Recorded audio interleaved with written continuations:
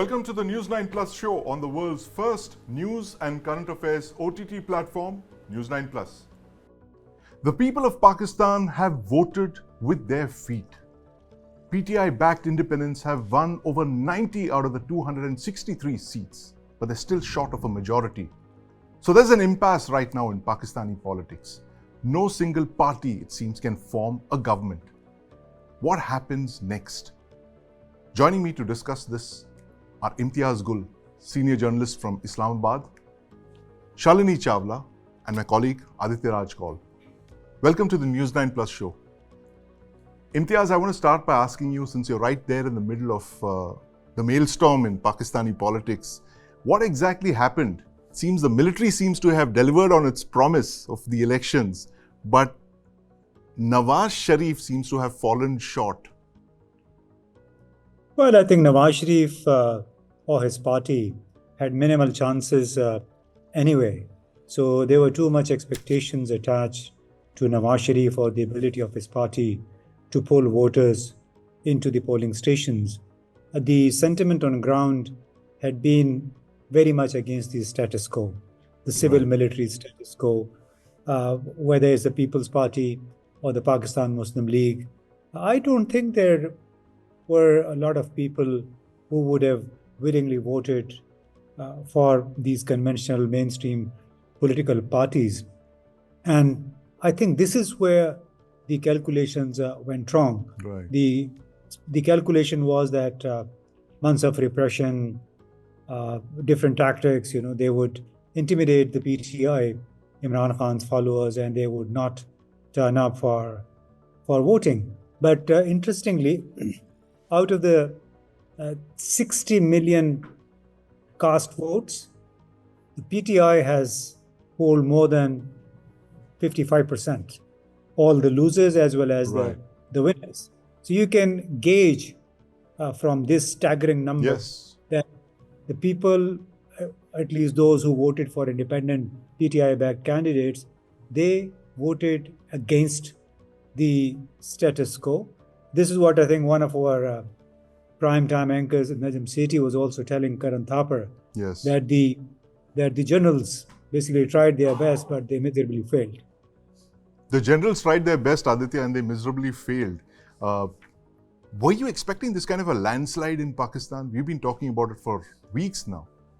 Well, I was certainly expecting that things will not go the way Rawalpindi really wants it to. Right. It's not going to be a smooth ride. And that's very much visible in the kind of voting pattern, just like Gul Saab really mentioned here. And it's a setback. It's an embarrassment for the establishment really, which had usually in such circumstances sailed through. They wanted Nawaz Sharif as the Prime Minister with some kind of easy margins. That clearly is not possible. We have 93 to 94 seats now with the independents, and there are several others who have now approached the courts on the Form 47. So we'll have to wait and see what the verdict really there would be. But one thing is amply clear. This way or that way, it will be Rawalpindi that will finally have their say. And we will perhaps see Nawaz Sharif forming the government. Will it be with the support of the PPP, which has about 54 seats, and perhaps some independents swinging in their favor? Remains to be seen. But again, it will be a coalition government, if at all. And the government will have to be formed in the next 3 weeks. And amply clear that it is not going to be an easy ride, even if Nawaz Sharif is the Prime Minister with a coalition of PMLN, PPP and smaller political parties. And this really reflects on the fact that what kind of an embarrassment this is for Asim Munir, and who takes the responsibility? The economic fallout, the political fallout, and the security crisis in Pakistan that has been unfolding for months together. Because this is a resounding victory for Imran Khan, who is inside jail, who has been incarcerated. And in fact, the question now is that what will be the future of Imran Khan as well? Will he be exiled? Will he be asked to leave the country? Because now the independents are very much there. And ideally, they would be the ones who should form the government. But as of now, the political crisis and the circus will continue for the next 3 weeks. Political circus will continue. I want to bring Shalini because she studies the Pakistan military very closely. I've read your book years ago on this, Shalini. What does the Pakistan military do next? They've lost this general election, general in inverted quotes. But as we were discussing, the house never loses. So how do they make the best of what's going on? Is it cobble together a coalition government headed by Nawaz, where the military facilitates this government? How is it going to play out in the next couple of days? Thank you so much for having me here. And yes, we have seen something very distinct in Pakistan this time, and a lot of expression of the anger and frustration from the masses against the, I would say, dynasty politics, against the establishment's monopoly, political monopoly. So that expression is very, very clear. And this whole, saying has been going around that Pakistan military has not won a single war, but it has never lost an election. Jung Kaddi Jitti Nai, election Kaddi Hareya Nai. Yeah. So, but by and large, this is being talked about that, the military has lost. Right. But the end result of the whole process, and I won't repeat what Gul Sahib said and Aditya ji has also said, but, by and large, what we will see in the end is something which Rawalpindi wants. Right. A government where Nawaz Sharif will be taking a lead position, or the Sharif brothers, either of them, with PPP. And along with independence. So the journey has been pretty challenging for them. They never expected something like that. But we will ultimately, I think what looks like right now that we'll have a coalition government. Imran Khan definitely, as Aditya said, that one of the options could be for him to maybe take an exile. But I think his whole popularity and his base of his popular base has been built on this pretext that his resilience to stand against the establishment and for the people of Pakistan. So for him, this option, exercising this option is going to be tough. But this is going to be one of the options which kind of he can sustain him till this whole Munir and Sharif's born homie, I would say, hits an expiry date. So we will see that a challenging path, but I think the ultimate result will be something which Rawalpindi wants. How long that government survives with this whole background, it's going to be seen. And I think that's going to be a challenging path for the coalition government. And Gul Sahab, this point that Shalini made, that they may have lost this battle, but they will eventually win the war, the Pakistan military, at least this first round. What happens now? Will it be Nawaz Sharif as the Prime Minister, or could it be Shahbaz Sharif, as a lot of people are saying he could be the Prime Minister because he's closer to the Pakistan military? What's your sense on this? Well, I think I would say in the first place, this argument about the battle and the war. So even if you have won the war, to what extent has it been beneficial for the country as a whole? So that's a big question that a lot of people are asking, that in tactical war you can win, but strategically the battle you cannot. Secondly, Nawaz Sharif, I don't know why people are so fixated on Nawaz Sharif. I think that there's a lot of frustration with Nawaz Sharif himself. He is positioning his daughter, Maryam, for any important slot. And what we are likely to see is the Pak's People's Democratic Movement 2 government. We call it PDM2. And again, we are coming back to the same forces which ruled Pakistan for 16 months after Imran Khan. And we are not expecting anything different. And the problem, however, lies in which way the army wants to take the country. Because General Asim Munir has an economic agenda. He made it very clear 3 days ago that Pakistan needs stability, political stability, to cope with the security as well as the economic crisis. But to what extent does his vision basically sink in with the ground realities and the definition of security? Because the way the pronounced results in favor of the independence, PTI-backed independence, basically go against what People's Party, PMLN and Army had been thinking. So I don't know to what extent can the Army really chart a way in which it consolidates, invites investments and consolidates the economy. And that perhaps would serve as a balm. But as of now, the situation seems very grim, and we are going to be ruled again by the same status quo as it had existed, even today, actually. Very important point there, Gul Sahib. I'm going to bring in Mr. Avinash Mohananey, who's just joining us. Mr. Mohananey, welcome to the News9 Plus Show. Thank you, Sandeep. And just one point I want to add here. Yes. I was in Islamabad, and Imtiaz Gul was one of the persons with whom I was regularly meeting. Oh, there you. He's right next to you, and to my house also. Right. Okay, that's good. It's a reunion of sorts. Right. No, but Mr. Mohananey, this point that Imtiaz raised, that it's going to be the same lot again back in power. So this entire landslide that the people have voted for, I mean, it's a record thing. Over 50% of the mandate is gone to Imran Khan.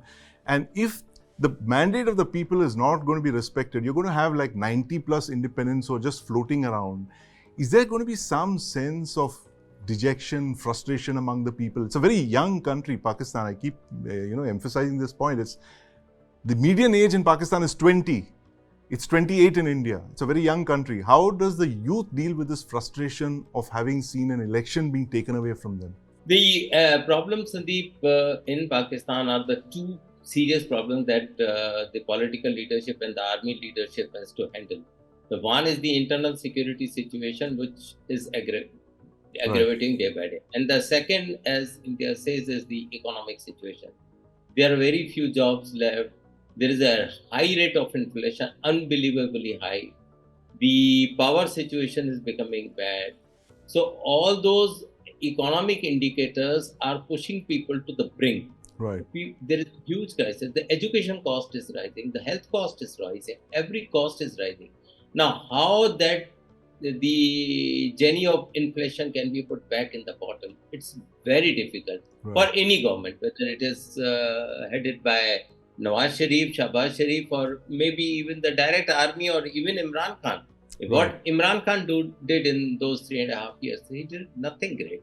So as of now, there are no easy solutions available to any political leadership or army leadership to how to handle, how to go ahead with it.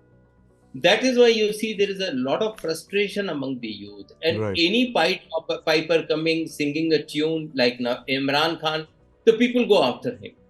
Not that Imran Khan did anything great. Right. Have you ever heard of reverse swing happening after Imran Khan and this Wasim Akram moved out? No. Or the cameras became better? Good analogy there. Yes. Then you see, even Imran Khan's children are being raised by somebody else. Yes. So this man can't take any responsibility for anything. Right. So I think it's a people's frustration, people's anger against the army and the America that has come out. And since Imran Khan has taken a position that he's not going to compromise either with the army or with the America. Right. So Imran Khan gets all the votes.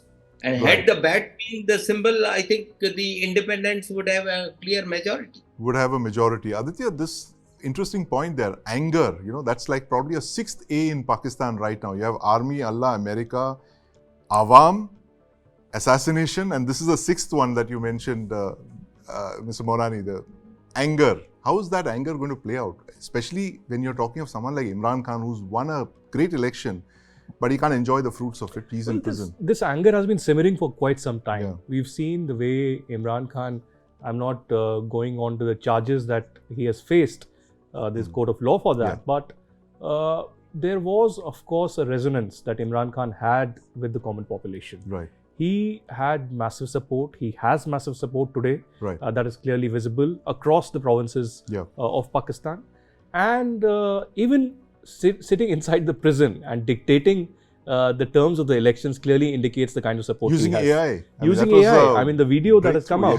But this simmering anger is still there. I think Avinash ji has pointed it out very correctly, that this is an anger against the Pakistan army, their ways, their methods, their techniques over the years. It's been, on one hand, simmering for decades together. But in the recent 5 to 10 years, the things that have happened, even Nawaz Sharif for that matter, when the government was in place and he had initially come to India as well, when Prime Minister Modi's government came in, there was a civil-military spat that happened in the National Security Council meeting in Islamabad. That was clearly visible. So even the road ahead Even if Nawaz Sharif comes, Maryam comes or Shehbaz Sharif comes, the road ahead is not going to be easy because the thought process of Sharif family and the army again does not resonate or is on the same page. So the simmering anger will only continue because even the election results today clearly indicate that it is not going to be a stable government. Right.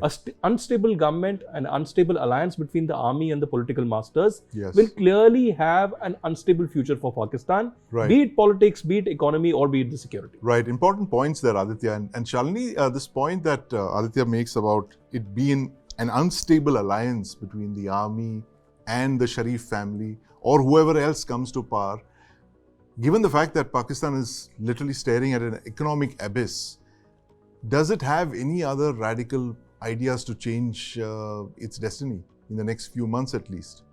I mean, obviously, Pakistan is in a better position to answer that.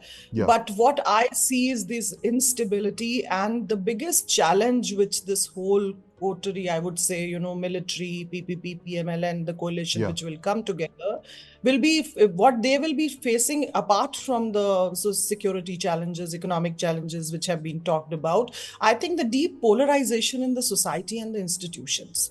And that polarization has anyway created a lot of problems. And what we have seen even to Imran to come this far has been because he has this big support, not only from the people, from also within the institution. So I think that polarization will be a big challenge for the country.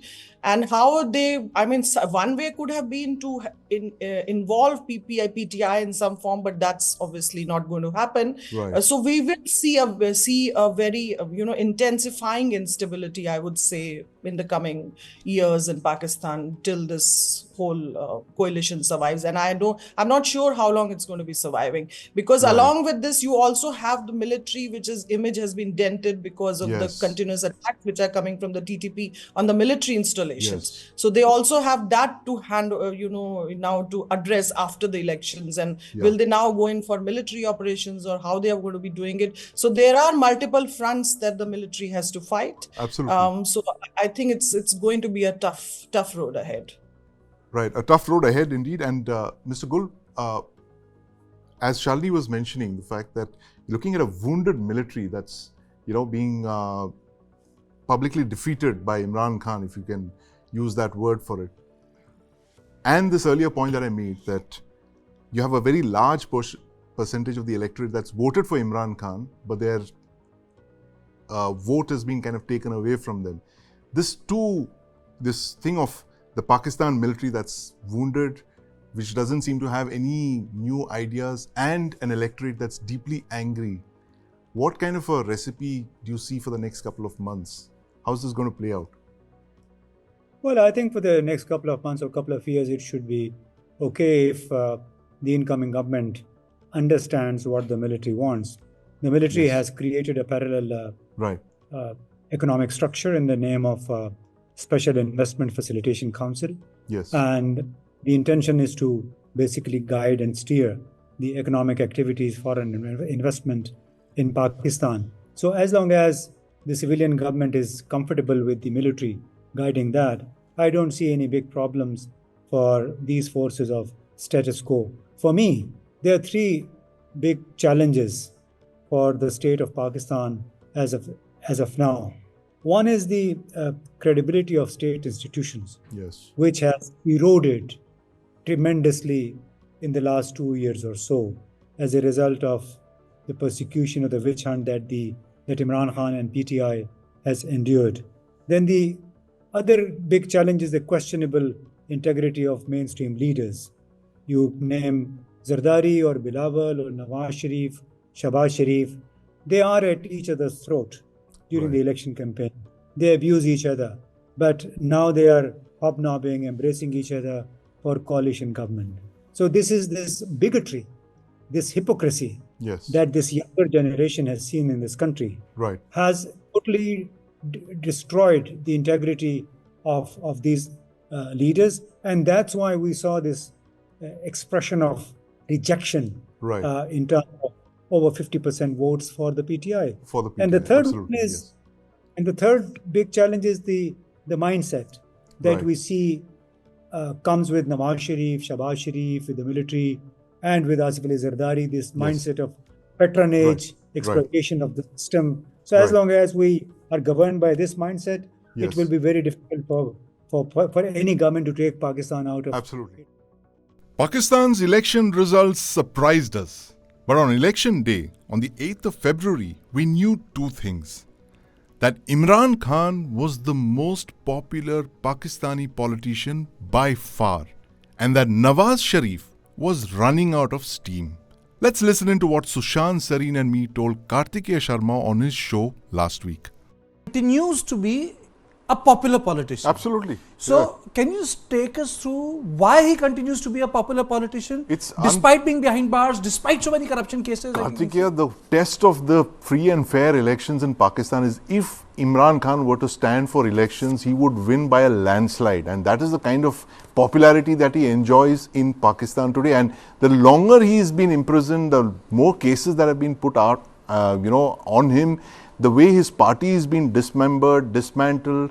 Despite all of that, there is a incredible fan following that he enjoys among the people. And I think the reason for that, Kartikeya, has to do with the fact that Pakistan is a very young country. The median age in Pakistan is just 23 years.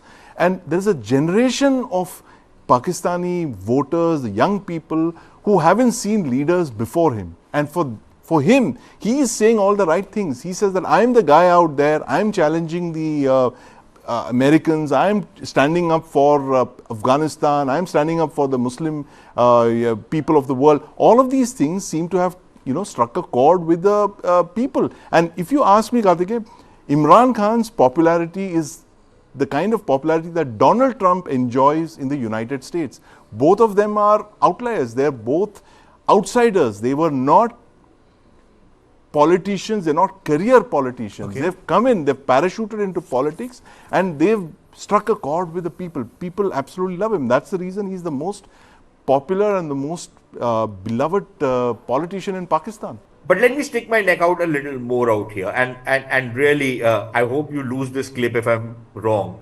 Personally, if Nawaz Sharif wins this election or his party wins this election, this might well be the last election that Muslim League Nawaz wins. And I say this because it's a party which is living in the past. It's a party which has no new ideas. It's a party whose developmental model is so 1980s and 1990s. Just yesterday, Nawaz Sharif was talking about becoming an Asian tiger. Who wants to become an Asian tiger these days? Yeah, come on. For God's sake, Asian tigers is 1980s and 90s. Does India say I want to become an Asian tiger today? Maybe 20 years back we would have wanted to become an Asian tiger. So, their entire sales pitch is like last century. And the kind of people they bring in, there is a very little connect between those guys and what the new realities of politics are. So they managed to sneak in this time because of a falling out between Imran and the army. But will they be able to do it the next time also? So I have serious doubts whether either People's Party or Muslim League Nawaz, the way it is constituted right now, is likely to come back into power. And I have serious doubts if Nawaz does not get all the numbers this time, or he wants to, quit after a year or so in office. I don't think he can give the baton onto Mariam right now. She can become the chief minister in Punjab, although even that might be a bit of a stretch. But I don't see Mariam being acceptable as a prime ministerial candidate by the army at this point in time. I don't see it happen, and I could be wrong, but I don't see it happen. Imran wins, the general loses, but Pakistan continues to be where it was last year in a deep economic, civil, military crisis. It's literally staring at the abyss, but I want to thank Mr. Imtiaz Gul, Mr. Avinash, Mohananey, Shalini Chawla and my colleague Aditya Raj Kaul for joining us this evening. Thank you very much. The South African cricket team were known as the perennial chokers in major tournament because they lost all 9 knockout matches in the ICC tournaments over the last 15 years. But now, India seems to be getting there. We earned the tag after losing to Sri Lanka in the 1996 World Cup finals. And now, soon after the ODI World Cup, India has faltered again in the finals. Joining me to discuss this are India choking Our India, the new chokers, is cricket legend Madan Lal ji. Welcome to the News9 Plus Show, sir. And my colleague Aditya Raj Kaul. Madan Lal ji, India has faltered at the Under-19 World Cup at the final stages twice. Is there a pattern here, and how worrying is this for you? It's not worrying, but the thing is, definitely what you said, we are not crossing the line which we should have. The only thing I believe that, the pressure of final gets onto the team. Right. That's why they don't cross the line. Right. Because you see, most of the players are very good players, and they handle the pressure very well. But somehow, in the final, they choke. That's a problem. That you have to address it.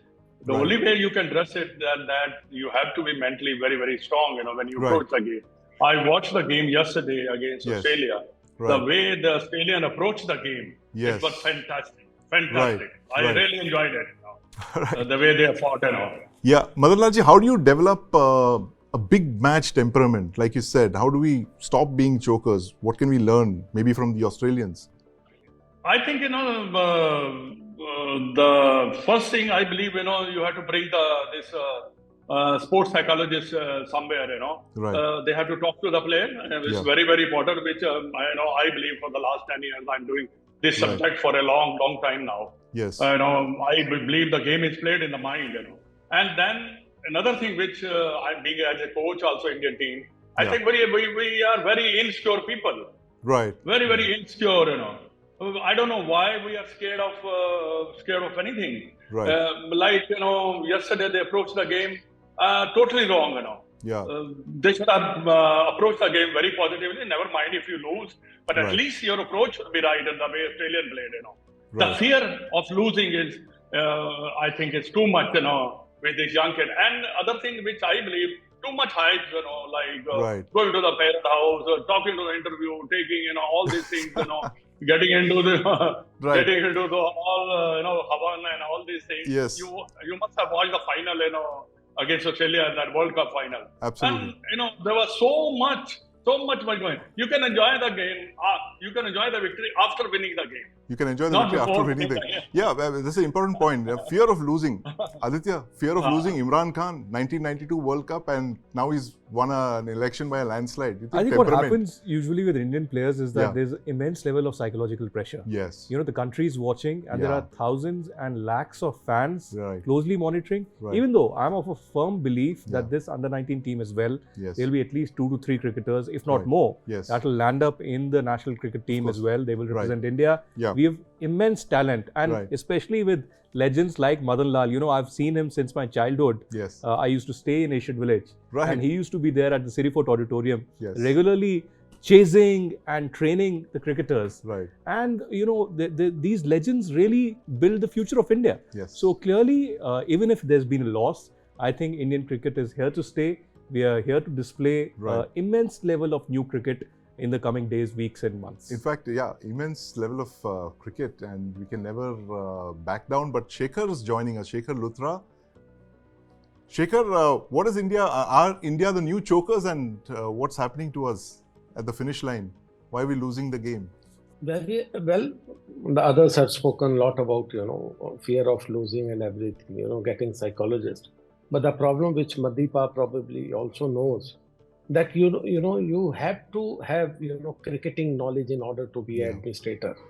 The basic problem right now, ask Madipa, that the problem is that some tailors, some drapers, some non-cricketing people, they are ruling the administrations. They are the people who are creating all kind of problems in cricket. Right. What was happening in Mumbai cricket, and why Mumbai cricket is still that is thriving, also because there are a lot of cricketers who have been given complete charge of the game. That you look after cricket and we look after the administration. Right. But in other states, especially Delhi, because the two bigger centers of the cricket in India is Delhi and Mumbai. Mumbai right. still have 2 days game, 4 days game, 3 days game. Yes. Mumbai still nurture the players, especially the junior players. They Yes. don't encourage them to play 2020 cricket. Right.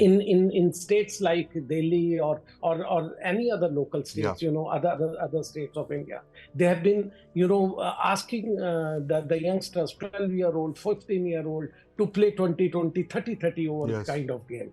They don't give them that kind of exposure. Yes. And ask any cricketer like Madan Lal Paji or anybody. I'm just going to ask, Shekhar, I'm just going to ask these youngsters, Madan Lalji about if you that give these youngsters, Yes. Not enough that exposure or not enough that kind of, preparation, just say what, they can play the longer format Right. of the game. Right. I don't think you are going to create a good future of cricketers in Absolutely. India. But Madan Lalji, this point that Shekhar made, I mean, there is a lot of talent there in the Under-19 World Cup. And what are the bright sparks that you saw? What are the positives from the game yesterday when you watched it that you saw?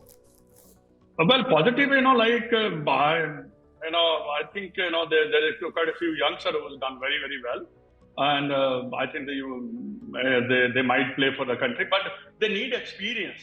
Yes. You know why? Because at that level, international level is totally different. Under 19, then you graduate to the Ranji Trophy, the League Trophy, then you graduated to international cricket. That's the way you become mentally tough, and you have to be India A tour and all these things. Only the talented player. Only man I'm talking about. Whatever Shekhar Luthra is saying, that is his view, and I believe it's very easy to organize cricket.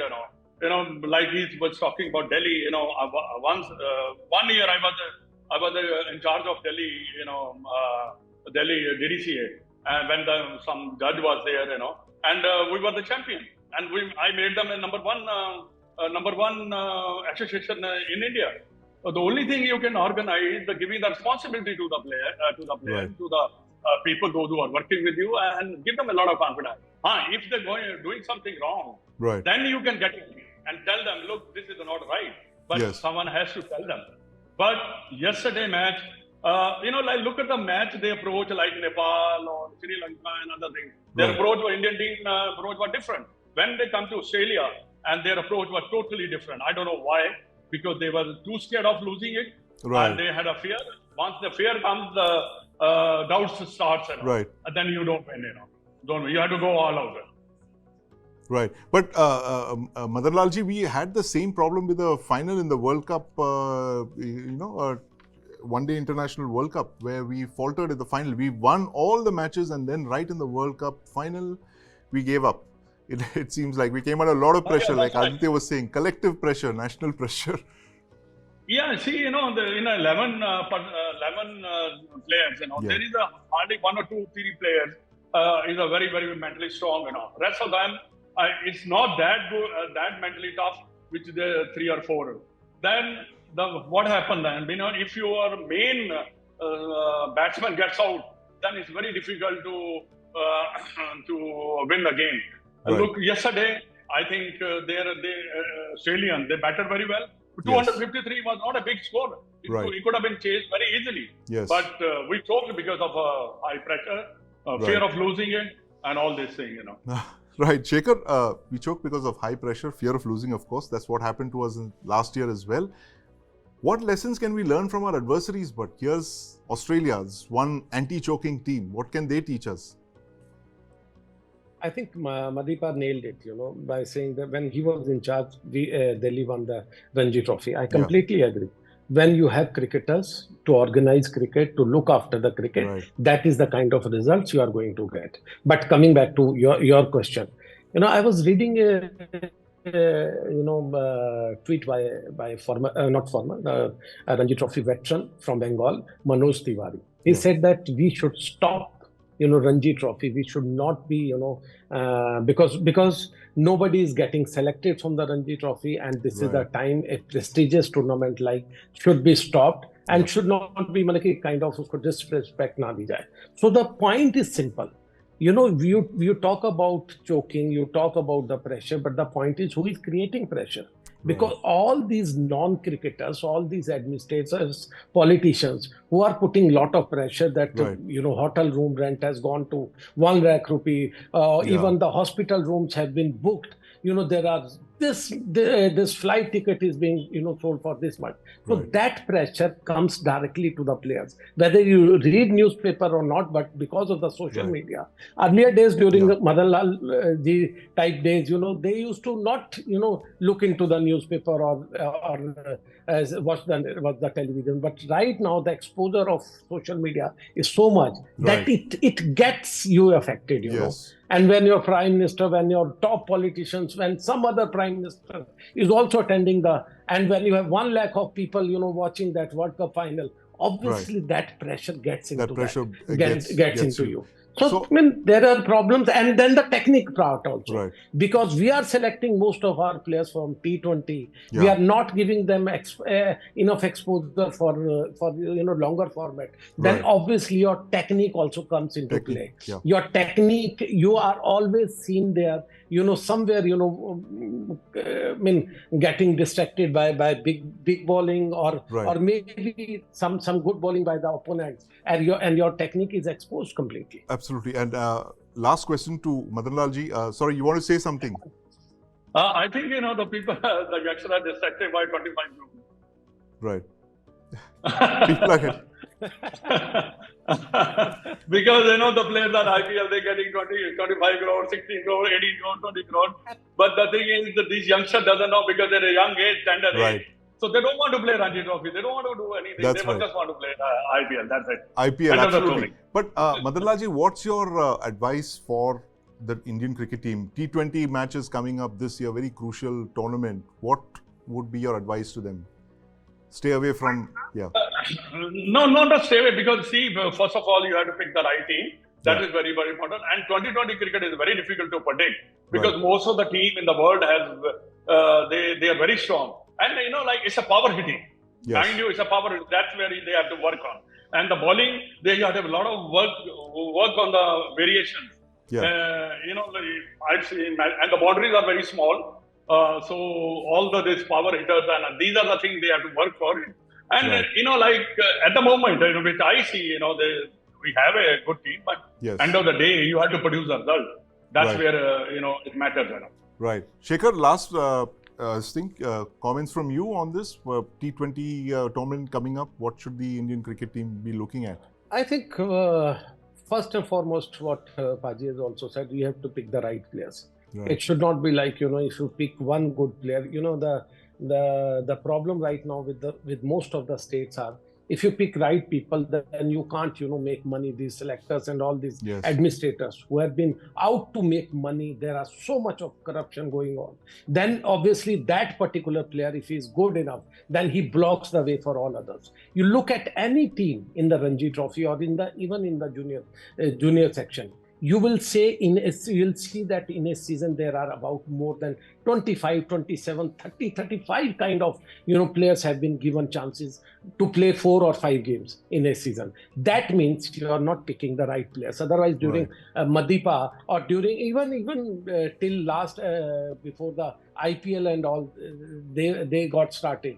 There used to be a team of 15 or 16 maximum, and unless and until a international player is coming back and playing, the Ranji Trophy, otherwise the team used to be the same. They used to win. They used to, play together like a team. Right now, you don't have any guarantee of any player in any team except for Mumbai, and that is why only Mumbai is producing results. Rest all have been, completely struggling. Yes. Thank you very much. Madanlal ji, closing comments from you. I think BCCI should only give the association money if they do well. Otherwise, they say, okay, sorry. We'll not pay you. That's an excellent suggestion. Yes. Money makes the mayor go. You don't get any money unless you perform.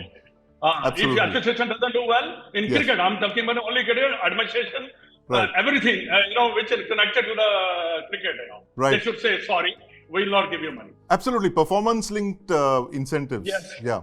Yes. I agree with you. Absolutely. Thank you very much. Thank you very much, gentlemen. We're totally out of time. Madan Lalji, thank you for joining us. Shekhar, great speaking with you as always. My colleague Aditya Raj Kaul. News continues on the News9 Plus show. Thanks for watching.